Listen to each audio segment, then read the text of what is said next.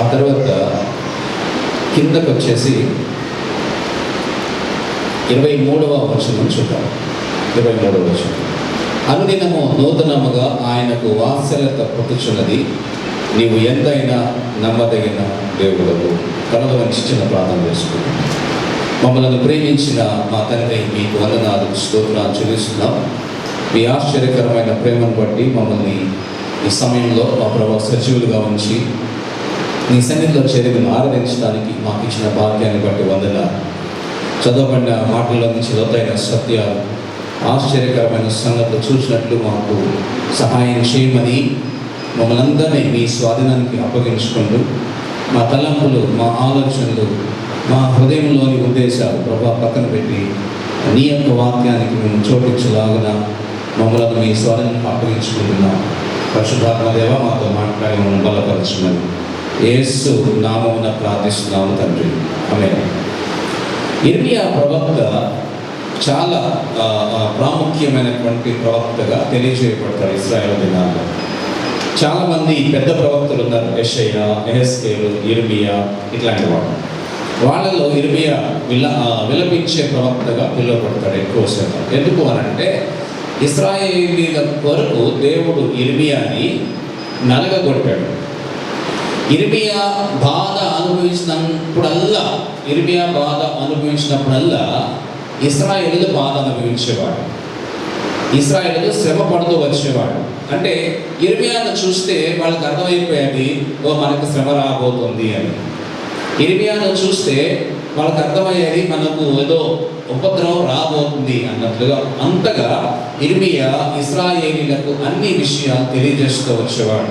So ఇక్కడ ఉన్నటువంటి ఈ అధ్యాయం, విలాపవాక్యాల గ్రంథంలో 5 అధ్యాయాలు ఉన్నాయి. 5 అధ్యాయాలలో అతి శ్రేష్టమైనటువంటి ఈ 5 అధ్యాయాల 3వ అధ్యాయం ప్రాముఖ్యమైనది. ఎందుకు అనంటే ఇర్మియా ఈ మొదటి 2 అధ్యాయాలు ఇశ్రాయేలుకు ఎదుర్కొన్నటువంటి శ్రమ గురించి రాస్తే, 3వ అధ్యాయంలో తనతో పాటు తను అనుభవిస్తున్నటువంటి బాధను గురించి దేవుని సన్నిధిలో ప్రార్థన చేస్తూ దేవుని యొక్క ఇన్వాల్వ్మెంట్ కోసం ఆయన కలుగజేసుకోవాలి అని చెప్పి ఆయనకు ఉన్నటువంటి దేవునికి ఉన్నటువంటి అధికారాన్ని గురించి, ఆయన లక్షణాల గురించి మాట్లాడతాడు. 4-5 అధ్యాయాల తరువాత మనం చూస్తే నాకు నిరీక్షణ లేదేమో అనుకుంటున్నాం, కానీ నువ్వు మమ్మల్ని విడిచిపెట్టేసావు ప్రభువా అని ఏడుస్తాడు వల్ల. కానీ ఈ 3వ అధ్యాయానికి ఉన్న ప్రత్యేకత ఏంటి అనంటే, ఒక ప్రక్కన వదిలేసావేమో అనుకుంటున్నాను కానీ అని అంటాడు వాళ్ళు. కానీ అని ఆగి నీవే మాకు దిక్కు అన్నట్టుగా మాట్లాడతాడు. సో దాని గురించి కొన్ని విషయాలు మనం చూద్దాం. అందుకే నేను 18వ వచనం చదవాలని ఆలోచన చేశాను. నాకు బలము ఉడిగాను అనుకుంటే ఇక నా పని అయిపోయింది, ఇక నా వల్ల కాదు, నాకు ఇంకా వేరే దిక్కేమీ లేదు అనుకునే సమయంలో ఆయన అంటాడు కదా, ఎడతెగక 18వ వచనం 2వ భాగం, యెహోవా యందు నాకిక ఆశలు లేవనుకుంటుంది. ఈ యొక్క చాప్టర్ పేరు అది. ఆశలు లేవేమో అనుకుంటున్న సమయంలో ఆశలను కల్పించేటటువంటి దేవుడు అనేటటువంటి పేరు ఈ యొక్క అధ్యాయానికి ఉంది. ఈ అధ్యాయాలకు వెళ్ళాలి అంటే ఇక్కడ ఉన్నటువంటి బాధల్ని, దీంట్లో ఉన్నటువంటి శ్రమని అర్థం చేసుకోవాలంటే ముందున్నటువంటి అధ్యాయాలు మనం చదవాలి. కానీ విలాపవాక్యాల గ్రంథంలో ఒక ప్రాముఖ్యమైనటువంటి విషయాన్ని నేను మీకు చెప్పాలని ఆశపడతాను. ఏంటి అనంటే ఇశ్రాయేలీలు అనుభవిస్తున్నటువంటి బాధ, ఇశ్రాయేలీలు ఎదుర్కొన్నటువంటి అవమానాలు, ఇశ్రాయేలీలు పొందినటువంటి నింద, ఇశ్రాయేలీలు పొందినటువంటి శ్రమ, ఇశ్రాయేలీలు దోచుకోబడటం, దారుణంగా హత్యలు చేయబడటం, వాళ్ళ పట్టణాలు నాశనం అయిపోవటం, ప్రాంతాలు నాశనం అయిపోవటం, వాళ్ళ పంటలు నాశనం అయిపోవటం, వాళ్ళ యొక్క జీవితాల్లో అనేక మంది చంపబడటం, బందీలుగా పట్టుకొని పోబడటం. అంతేకాదు యెరూషలేము దేవాలయము పడగొట్టబడి కాల్చబడినటువంటి సంఘటన గురించి చూసినటువంటి ఇర్మియా ఖాళీగా ఉండలేక ఏడుస్తాడు. ప్రభువా, నా పట్టణం పాడైపోయింది, నా పట్టణం కాల్చబడింది. దానిని దృష్టిలో పెట్టుకుని రాస్తున్నటువంటి ఈ అధ్యాయంలో 3వ అధ్యాయం నేను చదువుతున్నాను. 1వ వచనం, నేను ఆయన ఆగ్రహ దండము చేత బాధ అనుభవించిన నరుడను. దేవుడు అంతగా ఈ ఇర్మియాని బాధ పెట్టాడు అనే మాట. ఆయన కటిక చీకటిలోనికి దారి తీసి దానిలో నన్ను నడిపించుచున్నాడు. కటిక చీకట్లోకి అనంటే బానిసత్వంలోనికి దేవుడు తీసుకుపోయాడు. మాటి మాటికి దినమెల్లా ఆయన నన్ను దెబ్బలు కొట్టుచున్నాడు. ఇర్మియాని దేవుడు దండించేవాడు, ఇర్మియాని దేవుడు హింసించేవాడు. ఒక రకం చెప్పాలి, దండించేవాడు అని అంటే హింసించడం కాదు, కానీ దండించేవాడు అని అంటే డిసిప్లైన్ చేసుకోవచ్చు. ఎప్పుడైతే ఇర్మియాకి దెబ్బ తగిలిందో, లేకపోతే బరువు మోసుకుంటూ వెళ్ళాల్సి వచ్చిందో, లేకపోతే చేతులు కట్టేసుకున్నాడో, కాళ్ళు కట్టేసుకున్నాడో, దాని అర్థాన్ని వివరిస్తూ ఇశ్రాయేలు అందరికీ చెప్పేవాడు. వాళ్ళు నమ్మేవాడు కాదు కొంతమంది, కానీ ఇర్మియా చెప్పేవాడు, ఇది జరగబోతుంది, దేవుడు నాకు ఇది చేయమన్నాడు, నన్ను చేయమన్నాడు అని చూపించేవాడు. అందుకని ఇర్మియాని చాలామంది తిట్టేవాళ్ళు, కొట్టేవాళ్ళు, అవమానించేవాళ్ళు, నిందించేవాడు, హింసించేవాడు. ఆఖరికి తీసుకెళ్ళి బావిలో పడేశారు, నీళ్ళు లేని బావిలో పడేశారు. వీళ్ళు చచ్చిపోతే బాగుంటారు బాబు అనుకుని. సో అట్లాంటి కండిషన్ అనమాట. సో ఆ తర్వాత మనం చూద్దాం ఏం జరుగుతుంది. ఆయన నన్ను దెబ్బలు కొట్టించిన 4వ వచనం, ఆయన నా మాంసమును నా చర్మమును క్షీణింపజేయుచున్నాడు, నా ఎముకలను విరగొట్టుచున్నాడు, నాకు అడ్డముగా కంచె వేసి ఉన్నాడు, విషమును మాసిపత్రిని నా చుట్టూ మొలిపించి ఉన్నాడు. పూర్వకాలమున చనిపోయిన వారు నివసించున్నట్లు ఆయన చీకటి గల స్థలములలో నన్ను నివసింపజేసి ఉన్నాడు. ఆయన నా చుట్టూ కంచె వేసి ఉన్నాడు. నేను బయలు వెళ్ళకుండానట్లు బరువైన సంఖ్యలు నాకు వేసి ఉన్నాడు. నేను బతిమాలి మరుగినను నా ప్రార్థన వినపడకుండా తన చెవి మోసుకుని ఉన్నాడు. ఆయన నా మార్గములకు అడ్డముగా చెక్కుడు రాళ్ళు కట్టి ఉన్నాడు. నేను పోజాలకుండా నా త్రోవలను కట్టివేసి ఉన్నాడు. నా ప్రాణములకు ఆయన పొంచి ఉన్న ఎలుగుబంటి వలె ఉన్నాడు. చాటైన చోటులలో నుండి సింహం వలె ఉన్నాడు. నాకు త్రోవ లేకుండా చేసి నా అవయవములను విడదీసి ఉన్నాడు. నాకు దిక్కు లేకుండా చేసి ఉన్నాడు. విల్లు ఎక్కుపెట్టి బాణములకు గురిగా ఆయన నన్ను నిలవబెట్టి ఉన్నాడు. తన అంబుల పొద్దుని బాణములన్నీ ఆయన నా అంతరముల గుండా దూసిపోజేసును. నా వారికి అందరికీ నేను అపహాస్యాస్పదముగా ఉన్నాను. దినమెల్లా వారు పాడుగట్టి పాటలలో నేను ఆస్పదులనైతిని. మా వాళ్ళందరూ, ఇశ్రాయేలు అందరూ నన్ను చూసి నవ్వుకుంటా ఉన్నారు. నన్ను చూసి పాటలు పాడుతూ, హేళనగా పాటలు పాడుతూ ఉన్నారు. నన్ను చూసి నన్ను చూసి చాలా జోకులు వేసుకుంటా ఉన్నారు అని మాట్లాడుతూ ఉన్నాడు. ఇంతగా ఇర్మియా విలిపించడానికి, అంతగా ఇర్మియా బాధపడటానికి, అంతగా ఇర్మియా వేదన పడటానికి గల కారణం ఏంటి అని కనుక ఆలోచన చేస్తే, ఇది ఎందుకు జరిగింది అని ఒకసారి చూస్తే రాజులకు రాసిన 2వ గ్రంథానికి వెళదాం. రాజులు 2వ గ్రంథం 25వ అధ్యాయం. 25వ అధ్యాయంలో ఈ ప్రశ్నలన్నిటికీ జవాబు కనిపిస్తుంది, ఈ విషయాలన్నిటికీ జవాబు కనిపిస్తుంది. ఒకసారి చూద్దాం. 25వ అధ్యాయం 25వ అధ్యాయంలో జాగ్రత్తగా విందాం ఏం జరుగుతుంది. 24, 25 అధ్యాయాలు చూసుకుంటూ వెళ్తే అంటే చాలా ప్రత్యేకమైనది. 24వ అధ్యాయం నేను చదువుకుంటూ వెళ్దాం, తర్వాత 25వ అధ్యాయానికి వస్తాను. జాగ్రత్తగా వినండి. యెహోయాకీము దినములలో బబులోను రాజైన నెబుకద్నెజరు యెరూషలేము మీదికి వచ్చెను. యెహోయాకీము అతనికి దాసుడై 3 ఏళ్ళు సేవ చేసిన తరువాత అతని మీద తిరుగుబాటు చేయగా, యెహోవా అతని మీదికి తన సేవకులైన ప్రవక్తల ద్వారా తాను సెలవిచ్చిన మాట చొప్పున యూదా దేశమును నాశనము చేయుటకై దాని మీదికి కల్దీల సైన్యములను, సిరియనుల సైన్యములను, మోయాబీల సైన్యములను, అమోనీయుల సైన్యములను రప్పించెను. మనష్షే చేసిన క్రియలన్నింటిని బట్టి, అతడు నిరపరాధులను హతము చేయలను బట్టి, యూదావారు యెహోవా సముఖము నుండి పారదోలబడినట్లుగా ఆయన ఆజ్ఞ వలన ఇది వారి మీదికి వచ్చెను.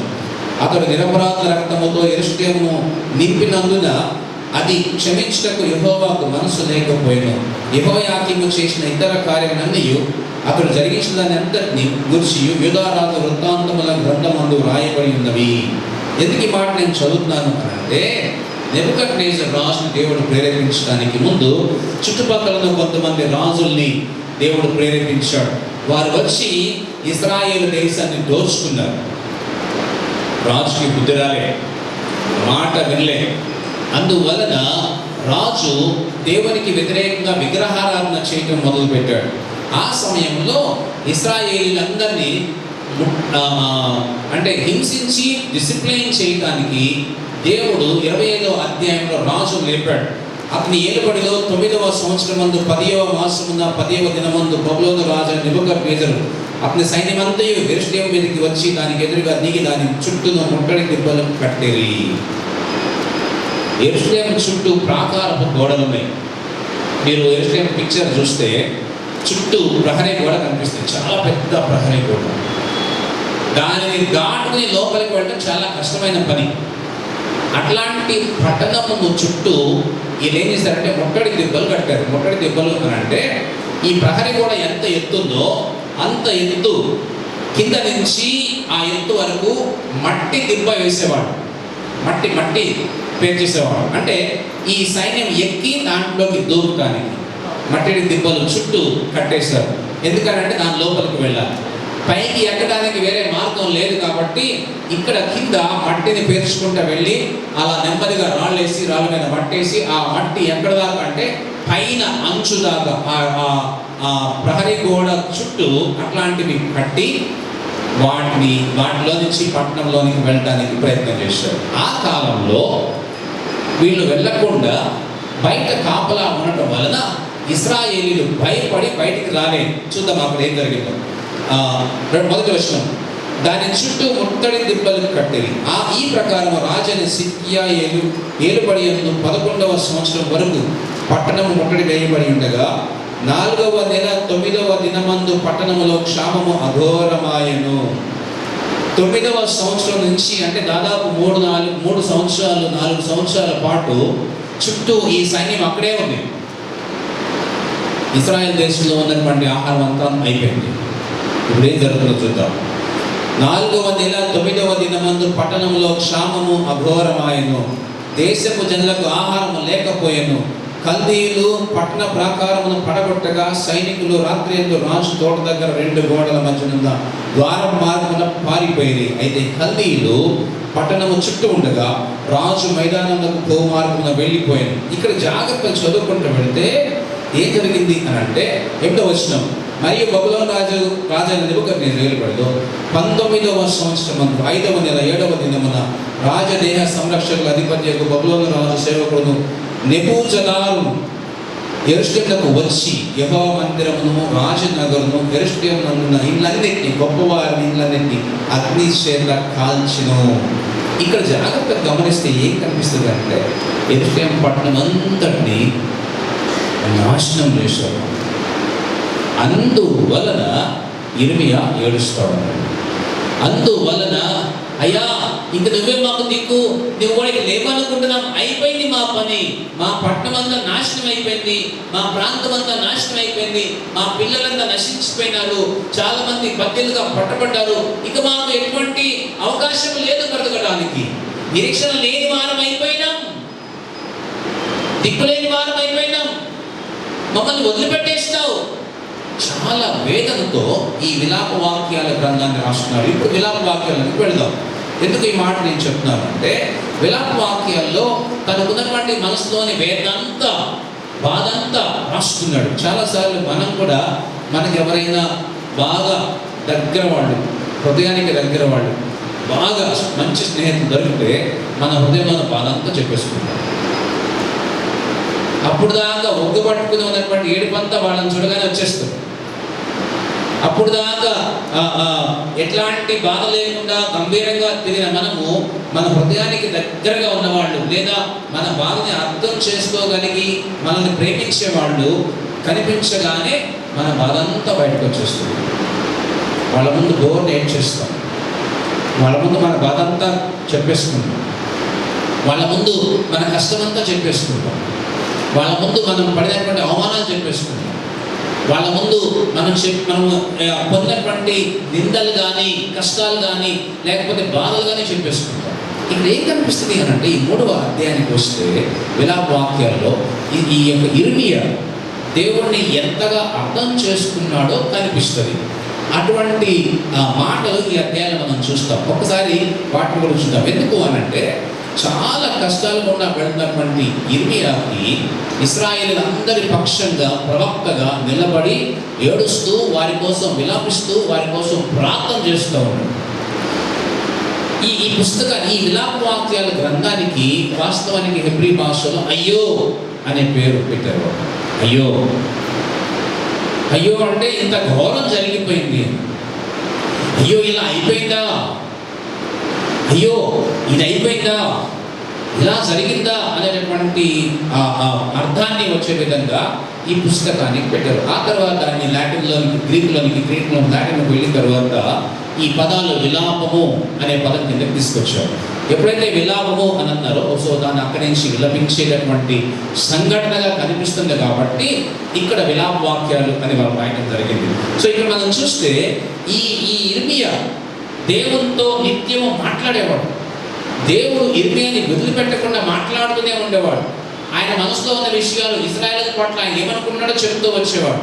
ఇశ్రాయేలు పట్ల ఆయన హింసించడానికి కానీ, ఖండించడానికి కానీ, వారిని గద్దించడానికి కానీ ఇర్మియాకి చెప్పకుండా ఏమీ చేసేవాడు కాదు దేవుడు. ఇర్మియా నేను వాళ్ళని అప్పగిస్తాను అంటే ఇర్మియా వెళ్ళి రాజుకు చెప్పాలి.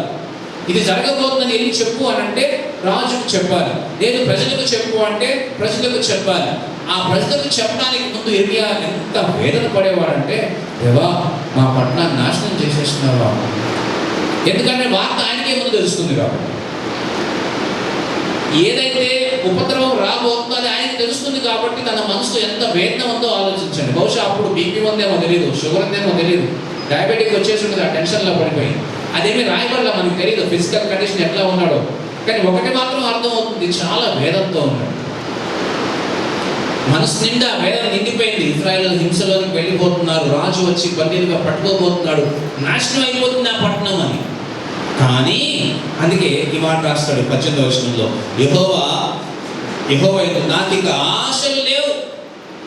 చాలాసార్లు మనం కూడా ఇట్లాంటి స్టేజ్కి వచ్చేసాం, నాకు ఇంకా ఆశలు లేవు అంటే ఈ మాట ఎప్పుడు అంటామంటే ఇక అంతా అందరూ మనల్ని వదిలేసినప్పుడు, అందరూ మనల్ని తిరస్కరించినప్పుడు, అందరూ మనల్ని పట్టించుకున్నప్పుడు, ఆర్థికంగా మనం చితికిపోయినప్పుడు, లేకపోతే ఆరోగ్యపరంగా మనం చితికిపోయినప్పుడు, ఎవరు మన దగ్గరికి రానప్పుడు, ఎవరు మనల్ని చూడనప్పుడు, దేవుడు మనకి వ్యతిరేకంగా తిరిగాడేమో అనుకుంటాం, దేవుడు నన్ను వదిలేశాడు అనుకుంటాం.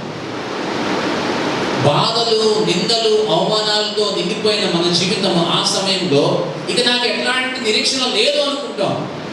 అదే మాట ఇక్కడ ఇర్మియా మాట్లాడుతూ అంటాడు, నాకు ఇక ఆశలు లేవు, నాకు ఇక నిరీక్షణ లేదు అనుకుంటున్నాను. కానీ 19 నా శ్రమను, నా దురవస్థను, నేను త్రాగిన మాసిపత్రిని అని చేదును జ్ఞాపకం చేసుకున్నాము అని ప్రార్థన చేస్తున్నాడు.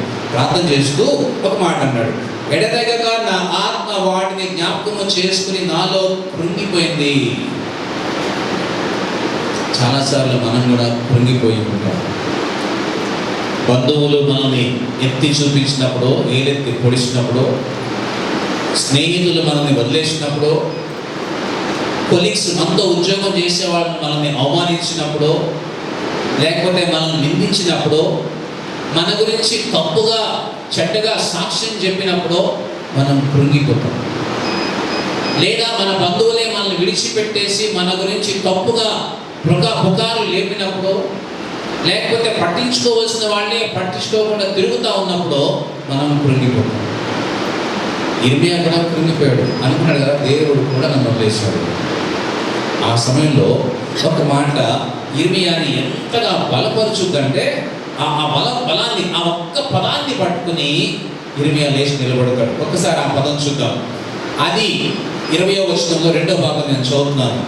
అది నీకు ఇంకనూ జ్ఞాపకం ఉన్నది కదా. ఎవరికి? దేవునికి. ఇర్మియా చెప్తున్నాడు, దేవా నీకు ఇంకా గుర్తుంది కదా, ఇదిగో ఇశ్రాయేలు అందరూ హింసించబడ్డారు, శ్రమల పాలయ్యారు, నిందల పాలయ్యారు, జైలు పాలయ్యారు, వాళ్ళందరూ బానిసత్వంలోకి వెళ్ళిపోయారు. నెబుకద్నెజరు రాజు వాళ్ళని తీసుకెళ్లి బానిసగా చేసి వాళ్ళని హింసిస్తూ ఉన్నాడు. పట్టణం పాడైపోయింది, ప్రాకారపు గోడలు కూలిపోయినాయి, ప్రాకారాలు కాల్చబడినాయి, దేవాలయం కూల్చబడింది, దాని యొక్క స్తంభాలు మొత్తం కూల్చేశాడు. ఎవరు? నెబుజాదారు ఆయన ఏం చేశాడు తెలుసా? మొత్తాన్ని దేవాలయాన్ని పడగొట్టేసి స్తంభాల చుట్టూ అతికించినటువంటి ఇత్తడి తాపాలు రేకుల్ని మొత్తాన్ని పీకేసి రాళ్ల మీద రాళ్ళు పేర్చడానికి ముందు సిమెంట్ వేయకుండా బంగారపు పోత పోసిన బంగారాన్ని ఒలిచేసుకుని మొత్తాన్ని దేవాలయంలో ఉన్నటువంటి అనేక ఇత్తడి సామగ్రిని, దేవాలయంలో దేవుని యొక్క ఆ బలిపీఠం దగ్గర ఉన్నటువంటి అనేక ఇత్తడి గంగాళాలని, అనేక వస్తువులను తీసుకెళ్ళిపోయేటప్పుడు లెక్కలు రాయటం మొదలు పెట్టాడంట. లెక్కలు రాయటం మొదలు పెడితే లెక్క తేరలా అన్ని వస్తువులు ఉన్నాయి. ఇక లెక్క లేక మొత్తాన్ని చేసుకుని వెళ్ళిపోయారు. బంగారపు వస్తువుల్ని, దేవుని యొక్క ఆలయంలో ఉన్న వస్తువుల్ని మొత్తాన్ని తుడిచిపెట్టుకుపోయారు. అటువంటి సంఘటన జరిగినప్పుడు వేదనతో ఏడుస్తా ఉన్నటువంటి ప్రవక్త అంటున్నాడు కదా, నువ్వు చూసావు కదా, నువ్వు జ్ఞాపకం చేసుకున్నావు కదా, నువ్వు గుర్తు చేసుకున్నావు కదా అని నేను దీనిని జ్ఞాపకం చేసుకునగా, ఏంటది? దేవుడు జ్ఞాపకం చేసుకున్నాడు అనే విషయం నాకు అర్థమైనప్పుడు, దేవుడు మర్చిపోలేదు అనే విషయం నాకు అర్థమైనప్పుడు, దేవుడు దీనిని చూస్తున్నాడు అనే విషయం నాకు అర్థమైనప్పుడు ఆయన మాట నాకు ఆశ పుట్టుచున్నది. దేవా, శత్రువులు మా దేశాన్ని నాశనం చేసేశారు.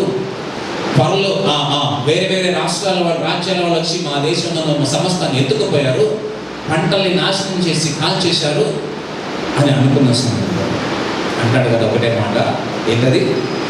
ఎంత అద్భుతం, నాకు ఆశ పుట్టింది. ఎలా ఆశ పుట్టుకొచ్చిందా ఇర్మియా అని ఆయన అడిగితే అంటాడు కదా, దేవుడు మర్చిపోలేదు, ఆయన చూసేవాడని నాకు అర్థమైంది. కాబట్టి నేను ఆయన సజీవుడు, ఆయన మాట్లాడే దేవుడు కాబట్టి ఆ విషయాన్ని నాకు గుర్తు రాగానే నాకు అర్థమైంది, దేవుడు తప్పకుండా సహాయం చేస్తాడు. మనం కూడా అనుకుంటాం చాలాసార్లు, నన్ను వదిలేశాడు దేవుడు, నా నిందల్ని బట్టి, అవమానాన్ని బట్టి అనుకుంటాం, ఆర్థిక పరమైనటువంటి పరిస్థితులు బట్టి అనుకుంటాం, నన్ను వదిలేశాడు దేవుడు. చాలాసార్లు కృంగిపోతాం. కానీ ఇదో ఇక్కడ ఒక చిన్న ఆశ ఉంది. దేవుడు నిన్ను వదలలేదు, దేవుడు నిన్ను చూస్తున్నాడు. దేవుడు నిన్ను విడిచిపెట్టలేదు, దేవుడు నీ వైపు చూస్తూనే ఉన్నాడు. దేవుడు నిన్ను వదిలేశాడు అనుకున్నామో, లేదు, ఆయన నీ వైపు చూస్తూ ఉన్నాడు. ఎందుకో తెలుసా? ఆ తర్వాత మాటలు మనం చూద్దాం. ఆయన మాటలు ఎట్లా ఉంటాయో చూద్దాం. యెహోవా కృపగలవాడు, ఆయన వాత్సల్యత ఎడతెగక నిలుచున్నది కనుక మనము నిర్మూలము కాకున్న వారము. అనుదినము నూతనముగా ఆయనకు వాత్సల్యత పుట్టుచున్నది. ఎంత అద్భుతమైనటువంటి మాట తెలుసా? ఆ తర్వాత అంటాడు, నీవు ఎంతైనా నమ్మదగినదు.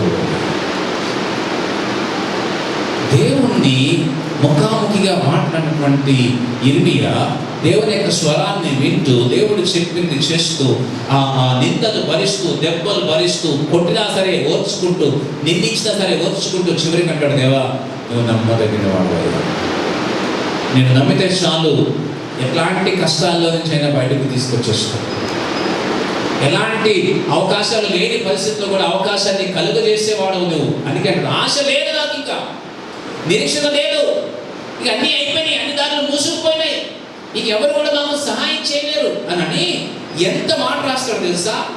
2వ అధ్యాయంలో పదం ఉంటుంది. ఎట్లాంటి వాడంటే 20వ వచనం, 2వ అధ్యాయం 2వ అధ్యాయం 20వ వచనం, నీవు ఎవరి ఎడలను ఈ ప్రకారం చేసినవో యెహోవా దృష్టించి చూడయ్యా, మా కష్టాలు చూడు, మా బాధలు చూడు అని అంటూ ఒక మాట రాస్తాడు. తమ గర్భఫలములను తాము ఎత్తుకొని ఆడించిన పసిపిల్లలను స్త్రీలు భక్షించడం తగునా? సంవత్సరాలు కరువు వచ్చేసింది, తినడానికి ఏమీ లేవు, ఆకలికి తట్టుకోలేక కొంతమంది ఏం చేస్తారంట, పిల్లల్ని చంపుకొని తింటూ ఉన్నారు. ఇర్మియా ఏడుస్తున్నాడు అది రాస్తూ, ప్రభువా ఇంత కష్టం మాకెందుకు తీసుకొచ్చావు, ఇంత కష్టం మాకెందుకు తెచ్చేవయ్యా, మాకు ఇంత భయం ఎందుకు, ఇంత బాధ ఎందుకు? చాలాసార్లు మనం ప్రశ్నిస్తాం దేవుడిని, దేవా నాకే ఎందుకు జరగాలి, దేవా నాకే ఎందుకు ఈ అవమానం జరగాలి, నాకే ఎందుకు ఈ నింద రావాలి, నన్నే ఎందుకు అందరూ విడిచిపెట్టేయాలి, నన్నే ఎందుకు అందరూ ఏదెత్తి చూపించాలి? ఎందుకో తెలుసా? దేవుడు ఆ సందర్భంలో కూడా మనము ఆయన మీద నిరీక్షణ ఉంచాలి, ఆయన మీద ఆధారపడాలి, ఆయనలో నమ్మాలి. అటువంటి కష్టమైన, క్లిష్టమైన, వాళ్ళతో కూడిన, వేదనాభరితమైన, నిరీక్షణ లేని, అవకాశాలు లేని పరిస్థితుల్లో కూడా నేను నీకు తోడుగా ఉంటాను అనే విషయాన్ని తెలియచేయడానికి ఆయన మనకు అట్లాంటి కండిషన్లోనికి, అట్లాంటి పరిస్థితుల్లోనికి తీసుకువెళ్ళినప్పుడు మర్చిపోతూ, దేవుడు మనల్ని మర్చిపోలేదు. ఆ సందర్భాన్ని ఇర్మియా మాట్లాడుతున్నాడు. నీవెంతైనా నమ్మదగిన దేవుడు ప్రభువా. తర్వాత యెహోవా నా భాగమని నేను అనుకొనుచున్నాను, ఆయనేదో నేను నమ్మిక ఇచ్చుచున్నాను. తన్ను ఆశ్రయించు వారి ఎడల యెహోవా దయాళుడు, తన్ను వెతుకు వారి ఎడల ఆయన దయ చూపువాడు. నరులు ఆశ కలిగి యెహోవా అనుగ్రహించు రక్షణ కొరకు ఓపికతో కనిపెట్టుట మంచిది. ఇది చూడండి, ఆయన దయగలవాడు, ఆయన కనికరం చూపే దేవుడు, ఆయన నమ్మదగిన వాడు. కనుక ఏం చేయాలా? కష్టాలు వచ్చిన వాళ్ళు ఏం చేయాలా? అవమానాలు పడిన వాళ్ళు ఏం చేయాలా? నిందలు పడిన వాళ్ళు ఏం చేయాలా? ఇబ్బంది పడిన వాళ్ళు ఏం చేయాలా? ఆర్థికంగా చితికిపోయిన వాళ్ళు ఏం చేయాలా? లేకపోతే అందరూ వదిలేసారు అనుకున్న వాళ్ళు ఏం చేయాలా? ఓపికతో దేవుని సన్నిధిలో కనిపెట్టాలి. ఎప్పుడైతే ఓపికతో దేవుని సన్నిధిలో కనిపెడతావో దేవుడు తప్పకుండా విడుదల ఇస్తాడు. ఆయన ఎప్పుడు ఎంతకాలం మనల్ని ఉంచేవాడు దేవుడు కాదు, ఆయన తప్పకుండా నీకు విడుదల ఇచ్చేటటువంటి దేవుడు. అదే మాట మనకి ఇక్కడ మనం చూడగలుగుతాం. ఏంటి అని అంటే, ఎప్పుడైతే దేవుడు మనకు నేర్పించాలి అనుకున్నాడో, దేవుడు మనకి క్రమశిక్షణ చేయాలి అనుకున్నాడో, తన బిడ్డలను, ఆయన ప్రేమించినటువంటి బిడ్డల్ని ఆయన క్రమశిక్షణ చేసేటప్పుడు కొన్నిసార్లు దెబ్బలు కొడతాడు, కొన్నిసార్లు వేరే వాళ్ళని సభలోనికి తీసుకువెళ్తాడు. ఆయన ప్రేమించే బిడ్డలకు శ్రమలు తప్పకుండా వస్తాయి. ఎందుకు అనంటే క్రమశిక్షణ నేర్పించడానికి, ఎందుకు అనంటే ఆయనకు దగ్గరగా చేరడానికి, ఎందుకు అనంటే ఆయన మీద ఆధారపడడానికి, ఎందుకు అనంటే ఆయనను సంపూర్ణంగా నమ్మటానికి. చాలాసార్లు మనం ఏం చేస్తాం అనంటే, చిన్న కష్టం రాగానే బంధువులకు ఫోన్ చేస్తాం, లేదా స్నేహితులకు ఫోన్ చేస్తాం, అవసరం పడగానే వాళ్ళకి ఫోన్ చేస్తాం, లేదు ఇబ్బంది రాగానే వాళ్ళకి ఫోన్ చేస్తాం, ఆర్థికంగా ఇబ్బందులు వస్తే గబగబా అప్పుల్లో దగ్గర పరిగెడతాం. అవన్నీ చేయకముందు మొట్టమొదటిగా చేయాలని దేవుడు ఏం కోరుతుందంటే ఆయన దగ్గరకు వచ్చినప్పుడు ఆయన విడిపించే దేవుడు అనే మాట మనకి ఇక్కడ కనిపిస్తుంది. అయితే ఈ అధ్యాయంలో రెండో భాగాన్ని చూస్తే 25వ వచనం నుంచి 27వ వచనం నుంచి మనం చదువుకుంటూ వెళ్తే ఇంకొక ప్రత్యేకమైన సందర్భాన్ని మనం చూడొచ్చు. ఏంటి ఆ సందర్భం అంటే, వీళ్ళు నేర్చుకోవడం మొదలు పెట్టారు. అప్పటికి వాళ్ళకి అర్థమైంది, నేర్చుకోవడం మొదలు పెట్టారు. కానీ ఇర్మియా మాత్రం శ్రమ పాలవుతూనే వచ్చాడు. 27వ వచనం నుంచి మనం చదివితే, ఇవన్న కాలమున కాడి మోయటం దొరదకు మేలు, అతని మీద దాన్ని మోపిన వాడు యెహోవాయే కనుక అతడు ఒంటరిగా కూర్చుని మౌనంగా ఉండవలెను. నిరీక్షణాధారము కలుగునేమో అని అతడు బూడిదలో మూత పెట్టుకోవలను. అతడు తన్ను కొట్టువాని కట్టు తన చెంపను త్రిప్పవలను. అతడు నిందతో నింపబడవలను. ప్రభువు సర్వకాలము విడనాడడు. ఆయన బాధ పెట్టినను తన కృపా సమృద్ధిని బట్టి జాలిపడను. హృదయపూర్వకంగా ఆయన నరులను విచారమైనను బాధనైనను కలుగజేయుడు. జాగ్రత్తగా ఈ మాట మనం అర్థం చేసుకుంటాం. ఎందుకు అనంటే 37వ వచనంలో ఒక పదం ఉంటుందండి, ప్రభువు సెలవు లేనిది మాట ఇచ్చి నెరవేర్చగలవాడు. ప్రభువు సెలవు లేనిదే మన జీవితంలో ఏది కూడా మన మీదకి రాదు. దేవునికి తెలియకుండా నీ జీవితంలో ఏది కూడా జరగదు. దేవునికి తెలియకుండా నీకు నింద రాదు, నీకు అవమానం రాదు, నీకు బాధ రాదు. అంటే మనకు కష్టాలు వచ్చినప్పుడు దేవునికి తెలుసు. అటువంటి సమయంలో ఆయన పక్కనే ఉంటాడు. ఆయన అంటాడు కదా, కమ్ నా దగ్గరికి రా, నేను నీకు విశ్రాంతి ఇస్తాను. మనం ఏం చేస్తాం తెలుసా, ఆయన దగ్గరికి వెళ్దాం, పరిగెడతా ఉంటాం. ఇటు పరిగెడతాం ఫ్రెండ్స్ దగ్గరికి, అటు పరిగెడతాం వేరే వాళ్ళ దగ్గరికి, అటు పరిగెడతాం డబ్బుల దగ్గరికి. ఆయన అరే బాబు నేను నీ పక్కనే ఉన్నాను, రారా, నేను నీకు నెమ్మది ఇస్తాను, నేను నీకు విశ్రాంతి ఇస్తాను అని అంటే మనం ఆయన మీద ఆధారపడడానికి ఇష్టపడం. ఎందుకో తెలుసా, దేవుడు రియాలిటీగా కనిపించడు ఇక్కడ. వ్యక్తిత్వంలో అంటే ఫిజికల్గా మనకు కనిపించలేదు కాబట్టి దేవుడి మీద ఆధారపడట్లేదు మనం. ఒకవేళ దేవుడు కనుక ఫిజికల్గా మనకు కనిపిస్తే ఆయన దగ్గరికి పరిగెత్తేవాళ్ళం. కానీ ఆయన ఆత్మ స్వరూపమైనటువంటి దేవుడు. ఆయన అంటాడు, నువ్వు నా దగ్గరకు రా, నేను నీకు తప్పకుండా సహాయం చేస్తాను, నేను నెమ్మది ఇస్తా, మనశ్శాంతి ఇస్తా అని అంటాడు. ఈ వినిపించేటటువంటి ప్రవక్త ఒక్కటి మాత్రం అర్థం చేసుకున్నాడు, దేవుణ్ణి అర్థం చేసుకున్నాడు. ఎట్లా అంటే, నా దేవుడు మర్చిపోడు, నా దేవుడు చూస్తున్నాడు, నా దేవుడు నమ్మదగిన వాడు, కాబట్టి నేను ఆయన దగ్గరకు రావాల్సిందే.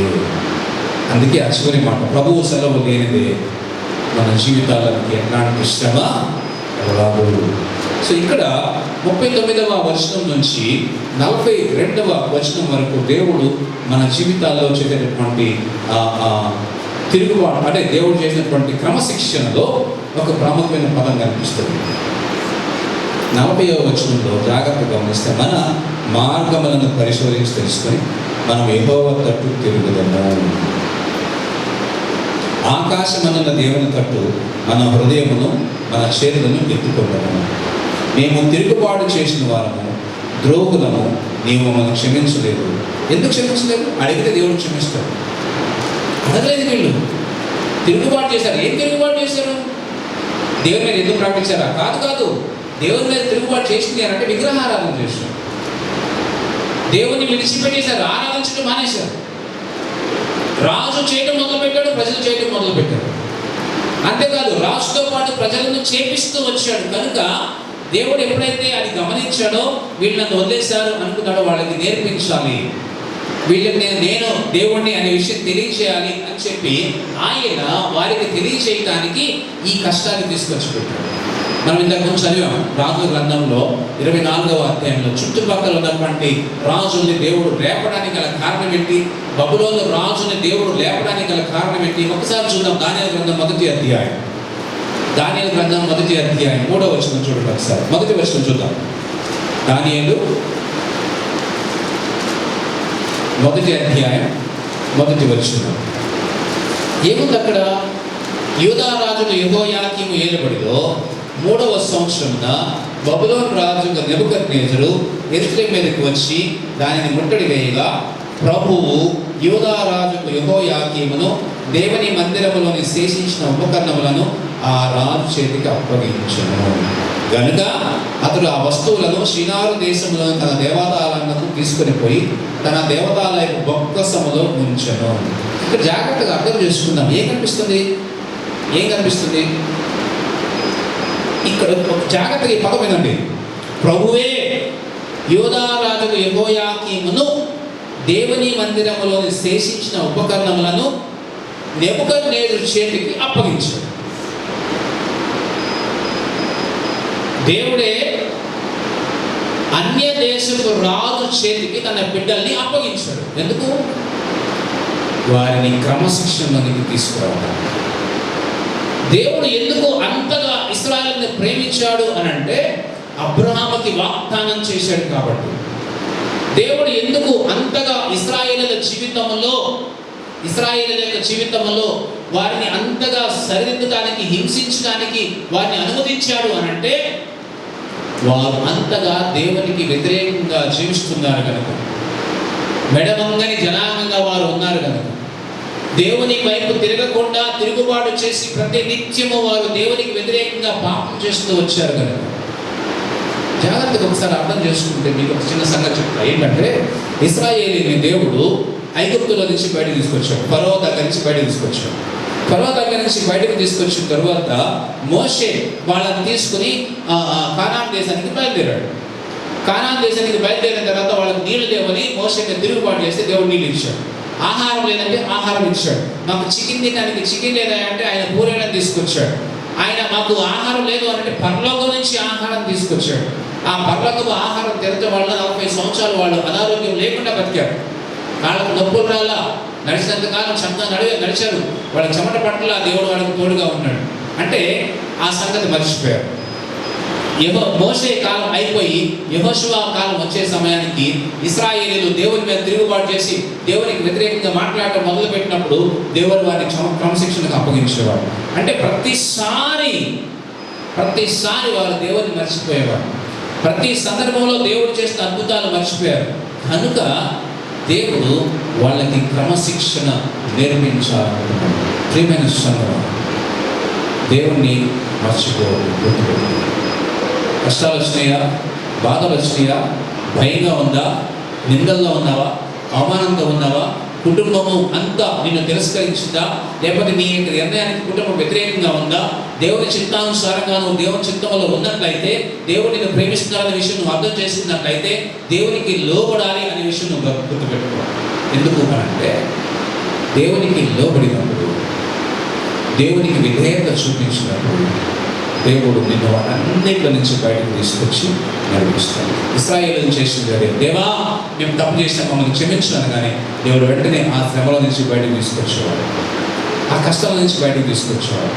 ఇక్కడ యిర్మీయా ఏడవడానికి గల కారణం అదే. ఇశ్రాయేలీయులు దేవుని దగ్గరికి రావట్లే.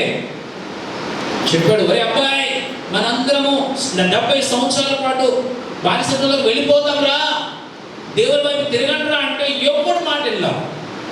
రాజు కూడా మాట వినలా.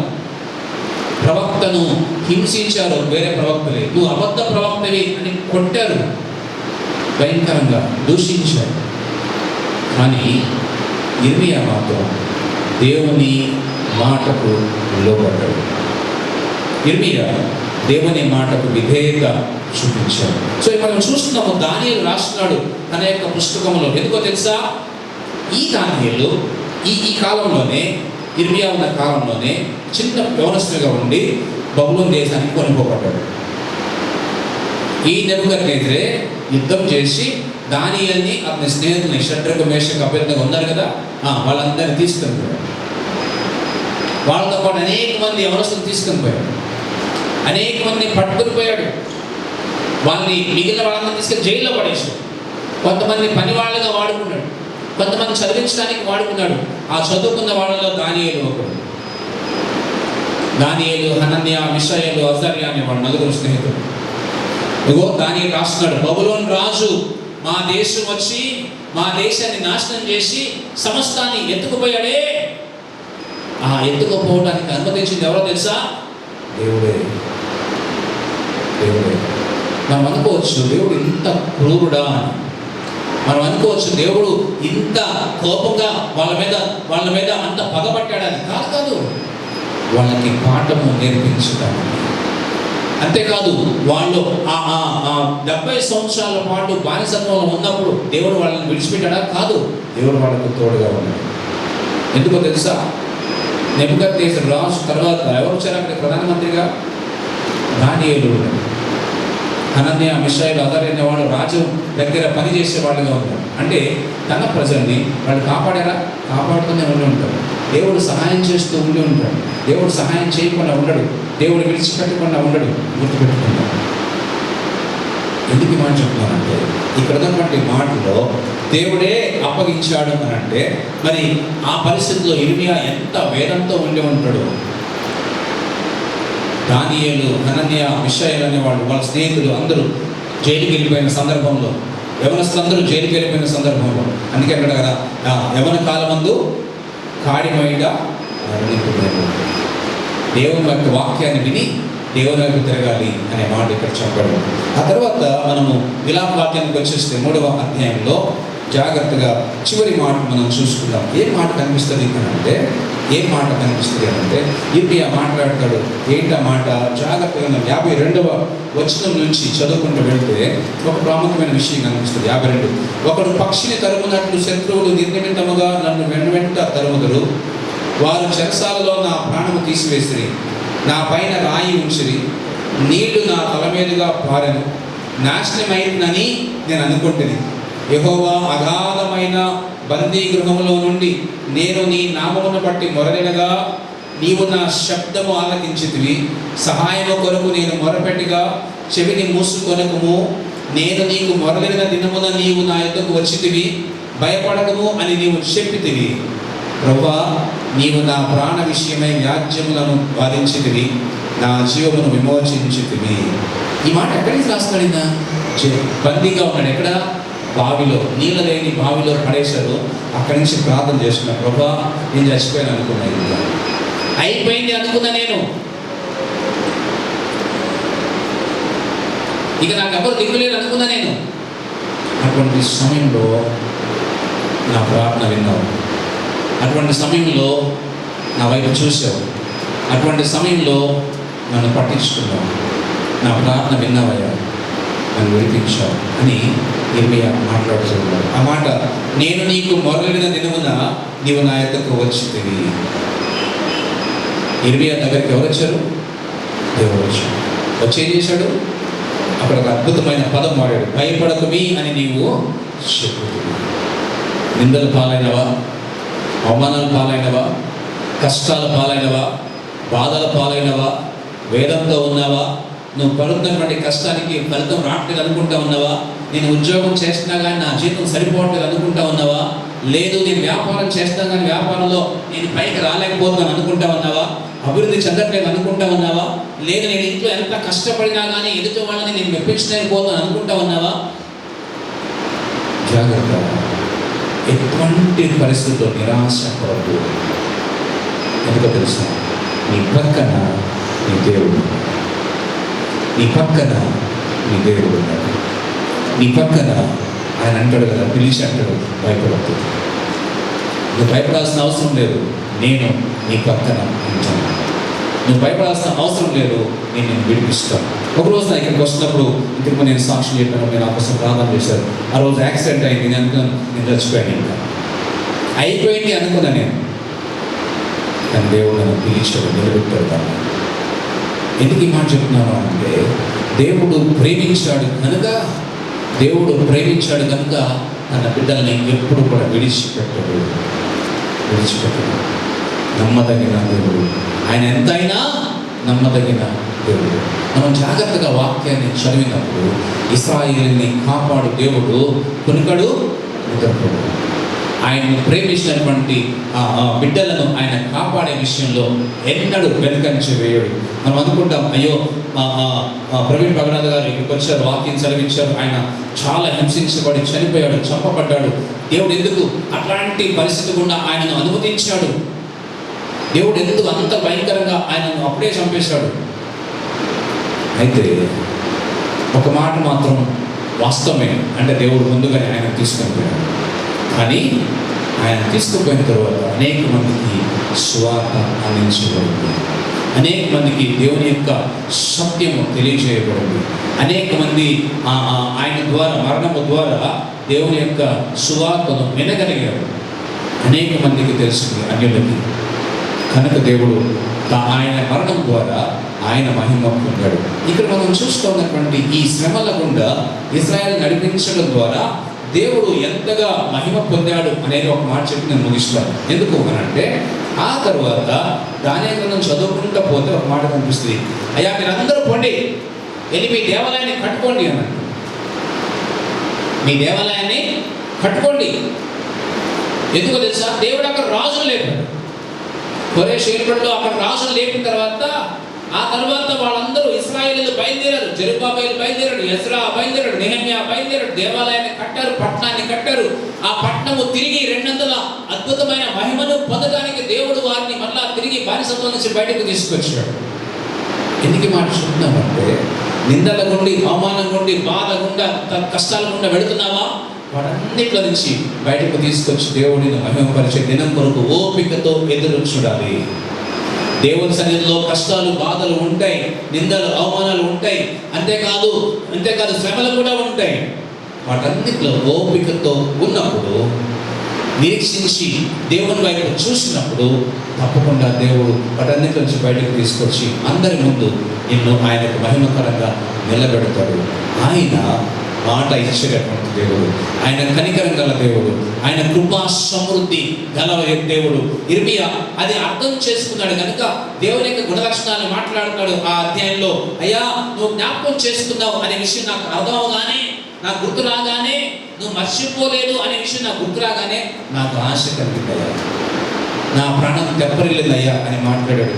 చివరిగా ఆ మాట నేను ఒకసారి చదువుతాను. నువ్వు ఎంతైనా నమ్మదగిన దేవుడివి. 23వ అధ్యాయం చివరి భాగాన్ని చూస్తే, చివరి భాగానికి వస్తే 64వ వచనంలో ఒక మాట రాస్తాడు, యెహోవా వారి చేతి క్రియలను బట్టి నీవు వారికి ప్రతీకారం చేయగలవు. ఎంత గొప్ప దేవుడు, ఎంత గొప్ప దేవుడు! ఆయన ఎట్లాంటి వాడిగా ఉన్నాడు అంటే, నీపై దయ చూపించే దేవుడుగా ఉన్నాడు, నీపై ప్రేమ చూపించే దేవుడుగా ఉన్నాడు, నీ పట్ల జాలి చూపించే దేవుడుగా ఉన్నాడు. నిన్ను ప్రేమించాడు కాబట్టి నిన్ను విడిపించడానికి ఇష్టపడుతున్నాడు ఆయన. అటువంటి దేవుణ్ణి ఆరాధించకుండా ఉండలేము. కనుక ఈ సమయంలో దేవునికి కృతజ్ఞతలు చెల్లిద్దాం. దేవా నీకు వందనాలు. మా కష్టాల్లో, మా అవమానాల్లో, మా నిందల్లో, మా బాధల్లో, మేము ఎటువంటి శ్రమల గుండా వెళ్తున్నాం, అటువంటి సమయంలో నువ్వు మాతో ఉన్నావు అనే విషయం మాకు అర్థమైనయ్యా, నీకు వందనాలు. రాబోయే రోజుల్లో ఎదురవబోయే శ్రమలలో, ఎదురవబోయే కష్టాల్లో, ఎదుర్కోబోయే నిందల్లో నువ్వు మాతో ఉంటావన్న నిరీక్షణ మాకు ఇస్తున్నావు, నీకు వందనాలు అని దేవునికి చెప్తాం. ఎందుకో తెలుసా, దేవుడు ఎన్నడు విడిచిపెట్టడు. ఆయన మాట ఇచ్చాడు, దాన్ని నిలబెట్టిన దేవుడు. కాబట్టి ఒకవేళ భవిష్యత్తులో అవమానాలు ఎదురైతే, భవిష్యత్తులో నిందలు ఎదురైతే, కష్టాలు ఎదురైతే, లేదా శ్రమలు ఎదురైతే, హింస ఎదురైతే, ఆ సందర్భంలో కూడా దేవుడు నీతో ఉంటాడు అనే విషయాన్ని నువ్వు నమ్మితే చాలు. ఆయన అటువంటి కష్టంలో కూడా నీ పక్కన ఉంటాడు. ఆయన కోరేది ఒకటే, నువ్వు నమ్మాలి. నమ్మితే చాలు, ఆయన తోడుగా ఉంటాడు. తలలోంచి ప్రార్థన చేసుకుంటాడు.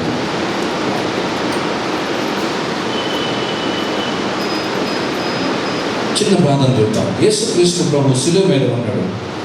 యేసుక్రీస్తు ప్రభు శిలువ మీద ఉండి పాపాలన్నీ ఆయన మీద మోపబడినప్పుడు ఆయన మాట్లాడుతున్న 4వ మాట, నా తండ్రి, నా తండ్రి, నా చేయను విడిచిపెట్టేశాడు. క్షణం తండ్రి అయిన దేవుడు యేసు ప్రభువుని విడిచిపెట్టినటువంటి జస్ట్ బ్లింక్ అమై,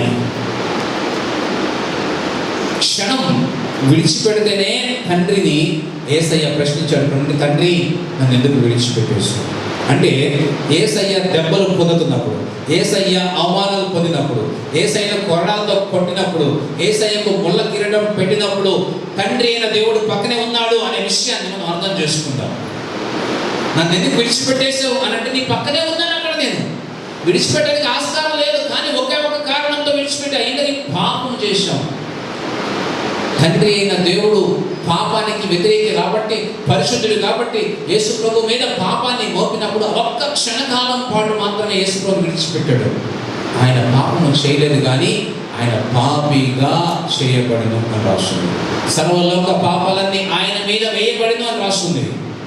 యేసుక్రీస్తు మన కొరకు, నీ కోసం, మనందరి కోసం సిలువలో చనిపోయాడు, సమాధి చేయబడ్డాడు, మరణాన్ని గెలిచి ఆయన లేచాడు. అని అంటాడు, నన్ను ప్రేమిస్తే నా మాట లోబడాలి, నేను విడిచిపెట్టాను. ఆయన అంటాడు, ఆ వాగ్దానం ఇచ్చాడు. 28వ అధ్యాయం మత్తయి సువార్త చివరి వచనంకి వెళ్ళిపోతే ఆయన అంటాడు కదా, యుగాంతం వరకు, చివరి వరకు నేను నీతో ఉంటా, ever lasting to ever lasting అని అంటాడు. అంటే ఎప్పుడు దాకా అంటే, ఎప్పుడు దాకా ఉంటావయ్యా అంటే, చివరి దాకా, అంతవరకు నేను నీతో ఉంటా. ఇశ్రాయేలు అక్కడ వాగ్దానం చేశాడు, శిష్యుతో చెప్పాడు, మీరు వెళ్ళండి, సువార్త ప్రకటించండి, ఈ లోకం అంతం వరకు నేను మీతో ఉంటా. వారికి వాగ్దానం చేసిన దేవుడు నీతో కూడా మాట్లాడుతున్నాడు. అని అంటాడు, నీతో పాటు ఉంటా, నీతో పాటు వస్తాను. శ్రమల గుండా వెళ్తున్నావా, నీతో పాటు నడుస్తా. కష్టాల గుండా వెళ్తున్నావా, నీతో పాటు నడుస్తా. అవమానం గుండా వెళ్తున్నావా, నీతో పాటు నడుస్తా. నేను చూస్తున్నా, నిన్ను బాధ పెట్టిన వాళ్ళని చూస్తున్నా, నిన్ను అవమానించిన వాళ్ళని చూస్తున్నా, నిన్ను నిందించిన వాళ్ళని చూస్తున్నా. నేను విడిచిపెట్టా. There is a particular time for everything. కృంగిపోవద్దు సహోదరి సహోదరుడు, బాధపడద్దు.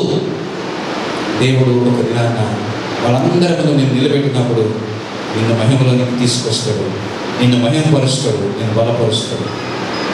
మా తండ్రి, నమ్మదగిన దేవా, నీకు వందనాలు. నీ శ్రేష్టమైన మాటలను బట్టి నీకు స్తుతులు చెల్లిస్తున్నాను. మమ్మల్ని జ్ఞాపకం చేసుకున్నందుకు వందనాలు అయ్యా. నీవు మర్చిపోలేదని నాకు మరొకసారి తెలియజేస్తున్నాను.